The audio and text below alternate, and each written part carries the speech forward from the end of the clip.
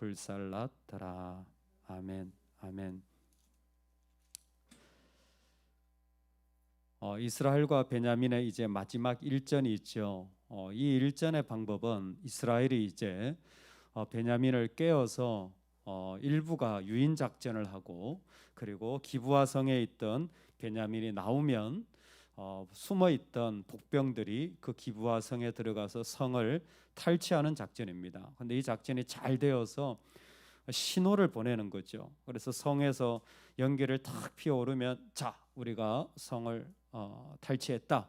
그러면 도망가려고 피해 살짝 도망가던 그 제스처를 취했던 이스라엘 연합군이 돌이켜서 이제 베냐민을 전부 그 진멸하는 것입니다.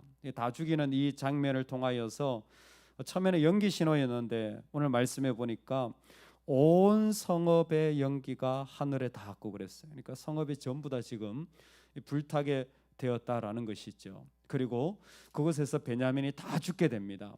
살아남은 자가 이제 600명밖에 되지 않아요. 그 사람들이 그 림몬 바위에 숨어서 지내게 되는 그런 상황에 이르게 됩니다. 거의 베냐민 사람이 한 2만 5천 명이 죽게 돼요. 한 2만 6,500명 정도가 참여를 하였는데 900에서 1,000명 정도는 이게 실종 상태인 것 같습니다. 그래서 600명만 살아남게 돼요. 그러니까 거의 다 죽었다라는 거죠. 그렇다면 하나님이 이 이야기를 왜 이 사사기 마지막에, 그리고 또 이 시대에, 그리고 오늘 우리에게 말씀하시는가라는 것입니다.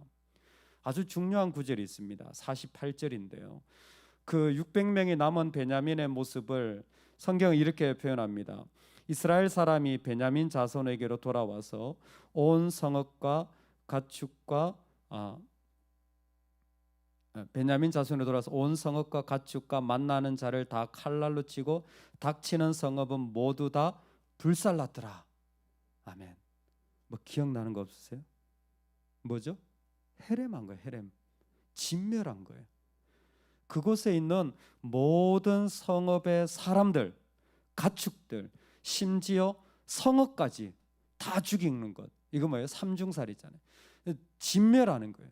근데 이게 원래 여호수아가 가나안 땅을 향해서 했던 이야기예요. 여호수아가 가나안 땅을 했을 때 진멸하는 거예요. 근데 이 진멸을 지금 누구를 향해서 하고 있어요? 베냐민 지파를 향해서 하고 있다라는 것입니다. 하나님이 이 이야기가 참 가슴 아픈, 왜 형제에게 네가 덮어줘야 될 사람이 덮어주지 않고 이러고 있느냐라는 메시지에 이어서 이 마지막에 이 베냐민에 있는 모든 사람을 죽이는 이스라엘의 모습을 보면서 정작 그들이 헤렘을 해야 할 때는 하지 않고, 자기가 책임져야 될 때는 지지 않고, 자기가 정말 그렇게 하지 않아도 되는 때는 거기에서 오히려 자기 형제에게 그와 같은 모습을 하는 것을 하나님이 보여주시는 겁니다. 내가 마땅히 하나님 앞에 드려야 할 자리, 엎드려야 할, 책임져야 할 자리는 하지 않으면서 반대로 그렇게 그 가운데서 형제로 덮어주고 사랑해야 될 대상을 향하여서 지금 이런 모습을 가지고 있는 이 자리를 드러내시는 거죠. 왜? 하나님은 이스라엘 가운데 헤렘의 목적이 무엇이었는지를 이스라엘로 우리로 다시 한번 깨닫게 하는 것입니다. 여러분, 헤렘의 목적이 뭡니까? 그들을 진멸하는 게 목적입니까? 아닙니다. 거룩한 공동체를 세우는 것이 목적이었어요. 여러분, 이 시대에 우리의 부르심이 이 땅에서 책임감 있는 자리에 들어가야 되는 겁니다. 어떤 곳에? 공동체를 세우는 일들에. 내가 무슨 일을 해야 될까? 여러분, 코로나를 겪으면서 많은 이야기가 나왔지만 코로나가 처음부터 끝까지 교회에 밑바닥을 보여줬다 그래요. 그게 뭐냐니까, 코로나가 탁 터지니까 교회 안에서 자기들끼리 싸우는 거예요. 진보와 보수가 서로 욕하고 있고, 성도들끼리 서로 이래야 된다 저래야 된다. 그게 완전히 영성이고 하나님이고 공동체고 이런 것이 사라진 거예요. 아니, 코로나 하나 때문에 얼마나 마음이 상한 사람들이 많은지 모른다니까요. 얼마나 서로를 그렇게 정죄한 자리가 많은지 모른다니까요. 그게 뭐라고? 그게 주님이 세운 하나님의 나라와 공동체보다 훨씬 중요한 겁니까? 그게 내가 덮어줘야 할 형제보다 훨씬 더 귀중한 겁니까? 오늘 이 이야기가 우리에게 도전되어주는 중요한 하나가 무엇이냐면, 이 시대에, 정말 어렵고 난감한 시대에 우리의 부르심이 있다면 공동체적 책임을 지는 거예요. 공동체적 책임을 지는 자리가 우리의 부르심이라는 거예요. 그것은 가장 기본적으로 교회 공동체를 이 땅에 세우는 겁니다. 그리고 동시에 우리 교회가 속한 이 지역과 일산이라는 우리 나라라는 도시를 보면서 그의 필요와 그의 그 어떤 그 요구를 하나님 앞에서 감당해 가는 거죠. 그리고 동시에 또 세상을 보면서 하나님 앞에 세워져야 될 자리가 무너져 있다면 우리는 그곳으로 나가야 돼. 그게 우리의 책임인 거예요. 정작 그 일을 하지 않을 때 어떤 일이 납니까?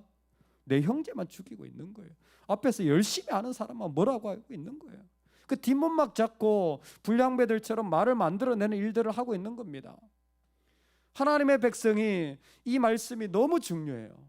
이제는 사사기의 시대가 끝나야 돼요. 즉 하나님의 왕 되신 시대가 와야 됩니다. 하나님의 왕 되시면 어떤 일이 일어납니까? 하나님을 높이는 무리들이 그 가운데 세워지는 거예요. 우리는 그리고 그 일에 부름을 받은 존재들입니다. 어떤 모습으로 어떤 역할을 하든 우리에 있는 모든 것을 내려놓고 그분이 드러날 수 있다면 기꺼이 그 자리에 나아가는 거죠. 기온이 체크라는 분의 간증이 있어요. 그분이 유대인 홀로코스트에서 가스실에 들어가는데 그 독일 병사한테 엎드려서 빌었답니다.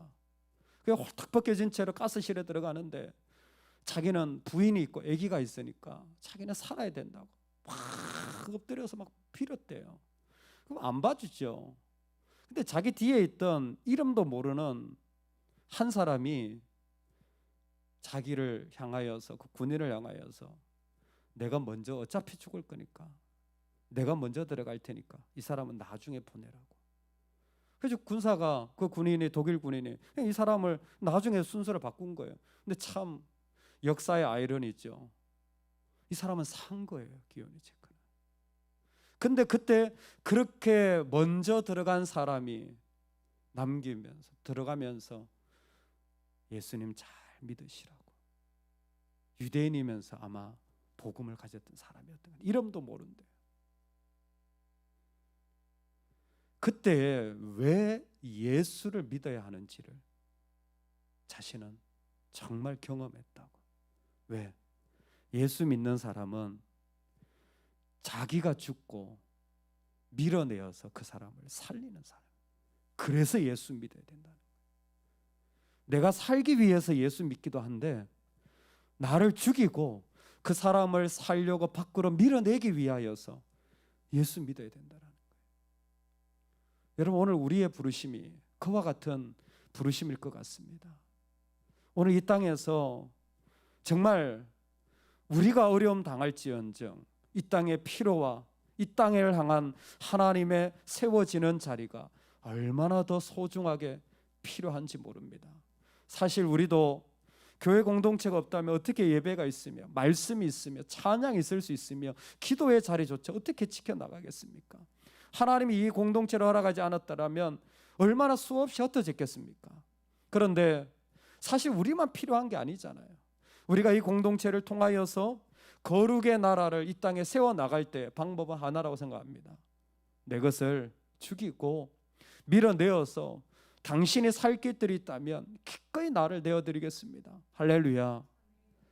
여러분, 우리 교회가, 그리고 우리의 삶의 자리가 이제는 이 땅에 그러한 거룩한 공동체, 나를 위한 것이 아니라 공동체를 위한 마음 가까이 느껴지십니까? 그게 내 삶보다 더 중요하다고 느껴지십니까? 그게 나의 부르심이라고 느껴지십니까? 이스라엘은 형제를 다 멸망시키면서 깨달아가고 있을지 모르겠습니다. 그러나 우리는 이 말씀을 보면서 그것이 얼마나 소중한 하나님 나라의 부르심인지를 다시 한번 보게 됩니다. 우리 그 일에 서기를 주의 이름으로 축원합니다. 아멘. 같이 한번 기도하겠습니다.